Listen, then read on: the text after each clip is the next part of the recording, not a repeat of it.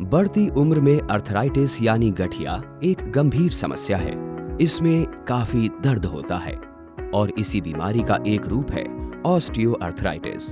दरअसल मानव शरीर कई हड्डियों से मिलकर बना होता है और जहां दो या दो से अधिक हड्डियां आपस में मिलती हैं, उसे जोड़ या जॉइंट कहते हैं। जहां पर हड्डियों का जोड़ होता है, वहां एक लचीला मगर मजबूत कार्टिलेज कवर होता है, जिसकी मदद से हड्डियां आपस में टकराए बिना मूव करती हैं।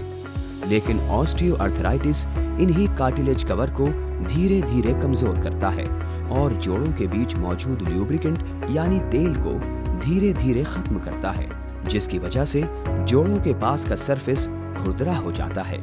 इससे जोड़ों में तेज दर्द और सूजन आ जाती है और जॉइंट के मूव होने पर आवाज भी आती है। अमूमन ये दिक्कत 55 से 60 साल की उम्र में महिलाओं और पुरुष दोनों में देखी जाती है। इसमें फैमिली हिस्ट्री कोई खास मायने नहीं रखती। ऐसी समस्या आने पर कुछ सावधानी बरतनी चाहिए। अगर इसकी शुरुआत ही हुई है तो बेहतर है कि अपनी फिजिकल एक्टिविटी बनाए रखें। हरी सब्जियां खाएं, कैल्शियम से भरपूर डाइट लें, दूध से बनी चीजें खाएं, ड्राई फ्रूट्स भी खा सकते हैं और विटामिन डी सप्लीमेंट भी फायदेमंद साबित होगा।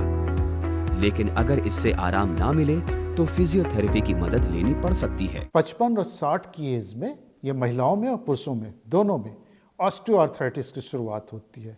ऑस्टियोआर्थराइटिस सबको हो सकता है। इसमें फैमिली हिस्ट्री उतनी इम्पॉर्टेंट नहीं होती है। ऑस्टियोआर्थराइटिस का मतलब है कि जॉइंट्स के बीच में जो तेल होता है, जो ऑयल होता है, जो लुब्रिकेशन होता है, उसका धीरे धीरे कम होना, और जो कार्टिलेज है जॉइंट्स के बीच में जो एक स्लिप करती हैं जॉइंट्स, तो उनके ऊपर एक कार्टिलेज की कवरिंग होती है, उसका धीरे धीरे डीजनरेशन शुरू हो जाता है। ये इसके साथ होता है। अब इसके लिए सावधानी, एक तो आपको अपनी फिजिकल एक्टिविटी बनाए रखनी चाहिए।